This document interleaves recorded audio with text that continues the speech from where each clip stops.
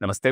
अ, मेरा नाम है डॉक्टर सौरभ सामंतराय। मैं SRCC children's hospital managed by Narayana health में पीडियाट्रिक न्यूरोसर्जन के रूप में काम करता हूँ। आज हमारे पास हमारे साथ मिस्टर अब्दुल समद हैं। पिछले साल 2024 में नवंबर के महीने में वो अपने बेटे माही के लिए मुझसे मिले थे। माही तब 2 साल का था, बड़ा ही प्यारा बच्चा था।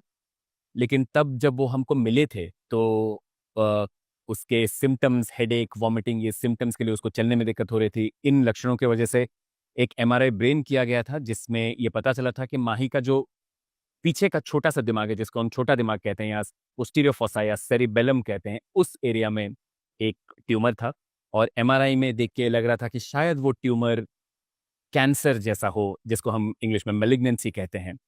और ये ट्यूमर को रेडियोलॉजी या एमआरआई में देख के हमको लगा कि ये मेडुलोब्लास्टोमा जो बच्चों में होने वाला, छोटे बच्चों में खास करके 2 साल 1 साल के बच्चों में होने वाला सबसे कॉमन ट्यूमर है। तो फैमिली तभी मुझसे मिली थी और मुझसे कंसल्ट करने के बाद हमने सर्जरी के बारे में बात की क्योंकि ना ब्रेन में जब भी कोई ट्यूमर होता है तो सबसे फर्स्ट स्टेप है सर्जरी। मैं चाहूँगा कि अब्दुल जी आप ये बताएँ कि आपका पूरा तजुर्बा कैसा रहा? पहले आप डरे हुए थे ऑब्वियसली बच्चे के लिए, फिर सर्जरी आपने करवाया, सर्जरी के दौरान और सर्जरी के बाद आपका तजुर्बा कैसे रहा? माही के ताल्लुक से हम लोग बिल्कुल वाक़ई बहुत डरे हुए थे। नवंबर की एकदम जस्ट स्टार्ट में ही हम लोग आपके पास आए थे, उसको जैसे वोमिटिंग वगैरह सब हो रही थी। हमने उसके लिए जो कुछ भी टेस्ट एमआरआई वगैरह जो के बेसिस पे जो सर्जरी का जो डिसीजन लिया, वाक़ई हम लोग बहुत डरे हुए थे। हम लोगों ने रिस्क लिया, सर्जरी आपने की है, बहुत अच्छे से की है। बल्कि हमारी उम्मीद से बढ़कर हमको ये मिला, रिस्पॉन्स मिला।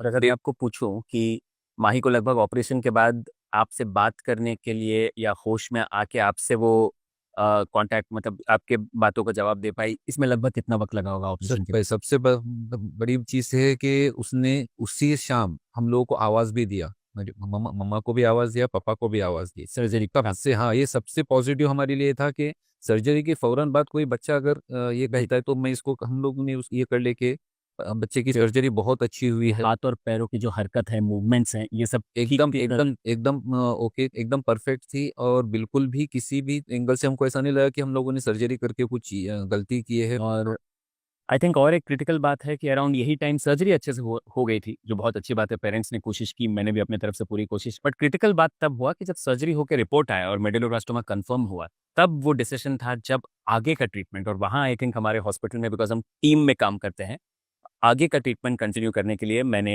मेरी जो कॉलीग हैं डॉक्टर कृति हेगड़े जो कि पीडियाट्रिक न्यूरो ऑन्कोलॉजिस्ट हैं, मैंने फैमिली को उनसे मिलने को कहा। फैमिली को तभी बहुत डर था कि आगे क्या होगा? तो आई थिंक इसके बारे में डॉक्टर कृति और पापा बताएँगे।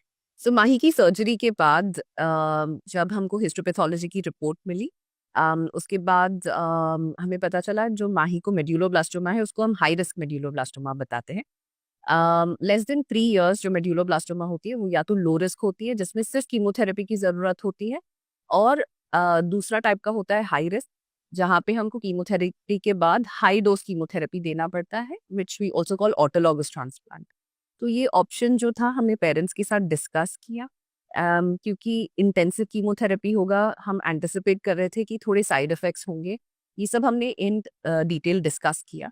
सो अब्दुल जी, अगर आप बता सकते हैं कि माही ने कैसे टॉलरेट किया ट्रीटमेंट और आज के टाइम पे माही कैसा है? शुरू में थोड़ा-सा ऐसा लगा कि हम लोग माही इसको टॉलरेट करेगा, नहीं करेगा, लेकिन उसने बहुत अच्छे से ये किया और इस वक़्त एक 4 मंथ का ही ये हुआ है, पीरियड हुआ है, लेकिन माही एकदम फ़ाइन है और बहुत अच्छे से ये कर रहा है। क्या कहते हैं? That's good to hear. और ये अक्सर हम देखते हैं कि छोटे बच्चे कीमोथेरेपी को काफ़ी अच्छे तरह से टॉलरेट करते हैं, और जो साइड इफ़ेक्ट्स होते हैं, अगर आप एक अच्छे सेंटर में हैं जहाँ पे ये सब चीज़ें हम जल्दी पकड़ में लेके आ सकते हैं और उसको ट्रीट कर सकते हैं, तो हमारी आउटकम काफ़ी अच्छी होती है। एंड दूसरी और सबसे इम्पोर्टेंट चीज़ है कि ये ब्रेन ट्यूमर जो डे है, उसमें आई थिंक डॉक्टर्स का तो थोड़ा बहुत अवेयरनेस में हाथ होता ही है। बट एज़ अ पेरेंट आप क्या मैसेज देना चाहेंगे या आप दुनिया को क्या बताना चाहेंगे, जिनके बच्चे या कोई नोन जिनको ये ब्रेन ट्यूमर का डायग्नोसिस मिला है? यहाँ के डॉक्टर्स भी बहुत वेल सपोर्टिव है, इवन सर्जरी से लेके आगे के प्रोसीजर तक। ओवरऑल इतना अच्छा कॉन्फिडेंस मिलता है कि ऐसा लगता है जैसे हम घर में ही हैं और बच्चों को भी कम साइड इफ़ेक्ट्स के साथ एक अच्छा ट्रीटमेंट मिलता है और उनकी रिकवरी के चांसेस भी बढ़ते हैं और साइड इफ़ेक्ट के चांसेस टोटली कम हो जाते हैं। Thank you so much.